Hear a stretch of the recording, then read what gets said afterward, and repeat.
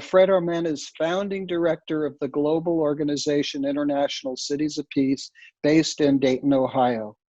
As director, Fred stewards the growing member association, presently with 310 Cities of Peace. Cities of Peace are dedicated to encouraging safety, prosperity, and quality of life as consensus values for our families, our neighborhoods, and nations.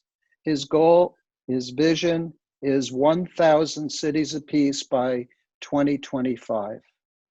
Fred was one of the 5 founders and the first director of the Dayton International Peace Museum, a nonprofit organization dedicated to nonviolent alternatives to community and worldwide conflict.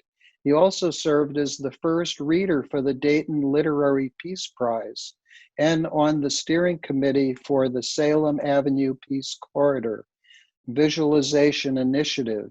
He serves as coordinator for the Peace Dayton Collaborative Group, working on the annual International Day of Peace celebration.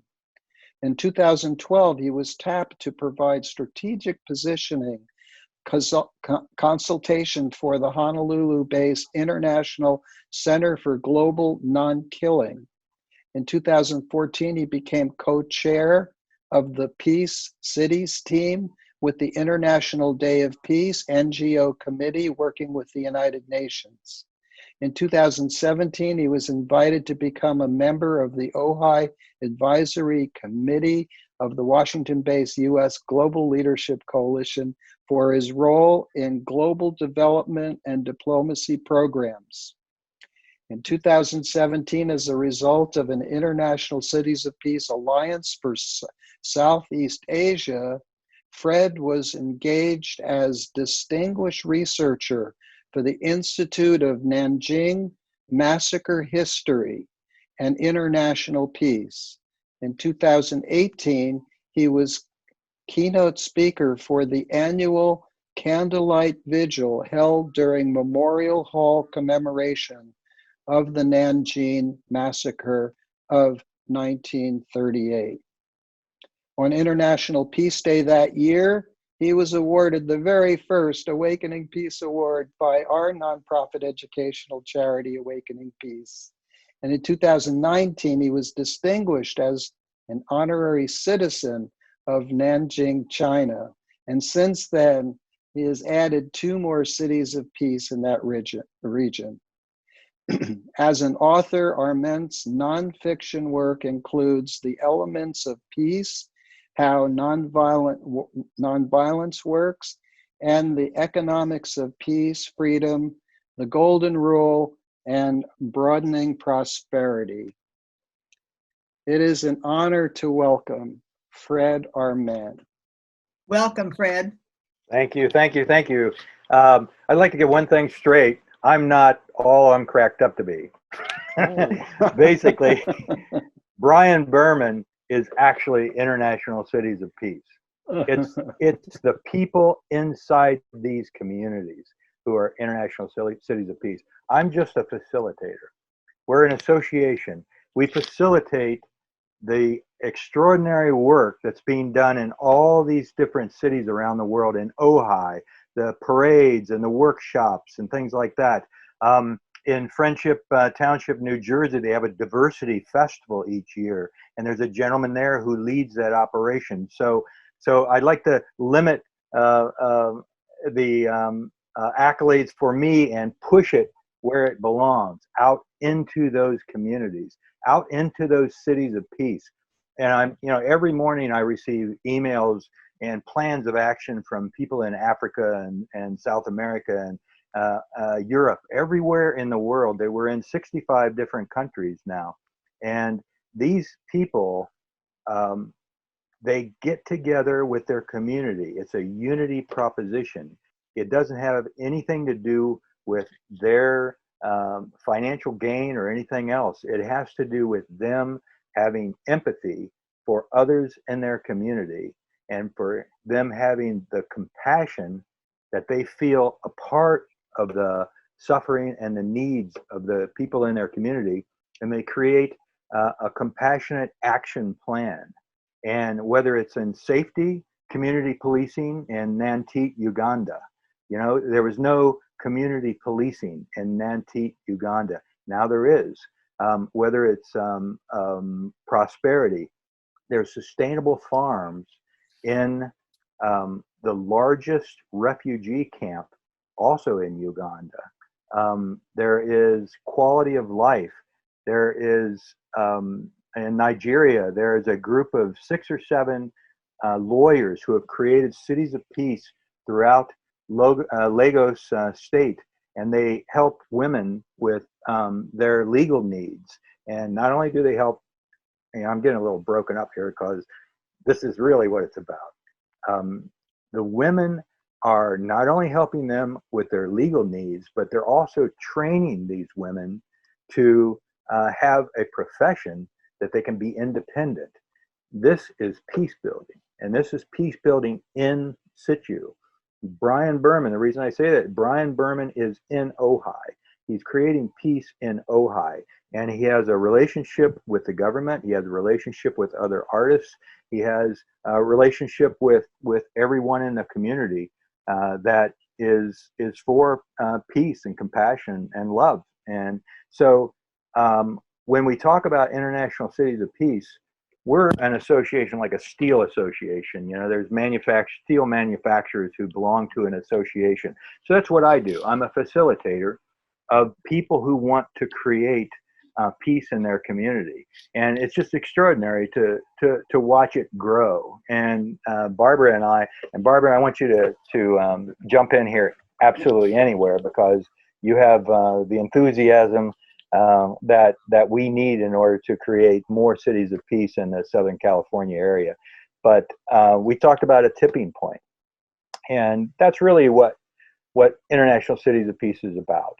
It's creating beachheads inside places like Palestine.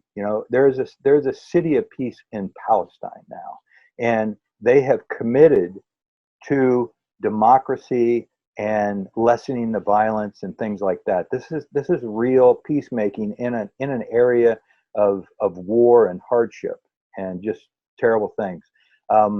There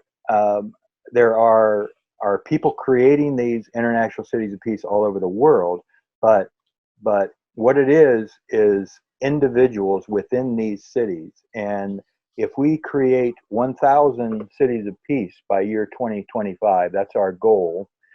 It's a growth goal. There's 4,400 or so cities of over 150,000 in the world. If we can create 1,000 cities of peace, Nanjing has 10 million people, and if we just heard and our actually Dennis Wong is mentoring a place in New York now. So New York, if New York, all of the boroughs of New York become a city of peace, just think of the extraordinary impact that will make.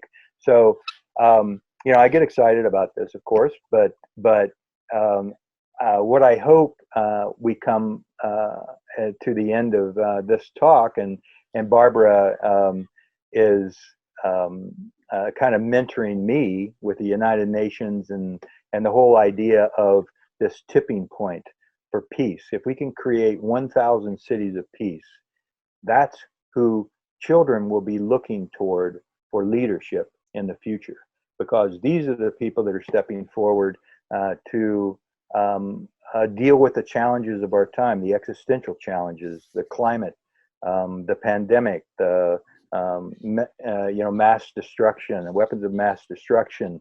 We're going into space now. We have to be able to have consensus values of what is important around the world.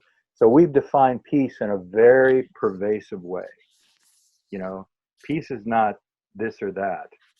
It's everything. Gandhi said there are much more acts of love and compassion than there are quarrels and violence, and that's true. 99% of the world is just making a living and just taking care of our families. So what we need to do is create a tipping point so that people are aware of that. And so International Cities of Peace is a way to do that. And we are having, pretty good success. You know, we have, as of next week, we'll have 311 cities of peace in the world, and these are large, large cities. In Nanjing, they're changing the culture of their entire city. They had a war footing, not a war footing in terms of destruction, but a war footing in terms of trauma from 1938 and the invasion that they experienced. Now they're changing the whole way of thinking toward healing instead of honoring the victims, which they do, which they would continue to do.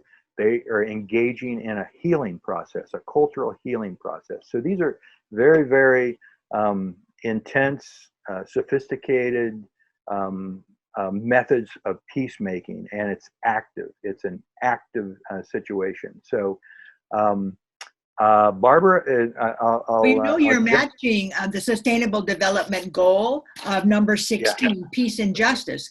And we believe that those 17 Sustainable Development Goals are the future of our world.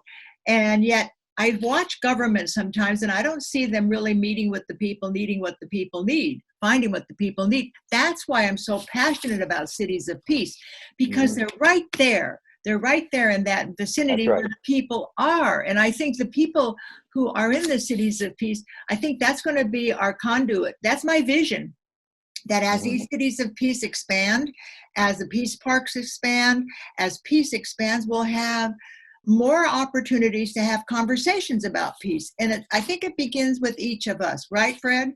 Yeah, absolutely. That's why we don't let anyone from a remote idea. A lot of people contact us and say, you know, I grew up in you know, Westbrook or wherever, and I think they should be a city of peace. Well, you have to have somebody in Westbrook, and they have to develop a plan because they know what the community needs. And so these are in situ is the purpose of creating these leaders, the liaisons between the City of Peace and the association. So you know, it begins with a person, it begins with the home, it begins with the neighborhood.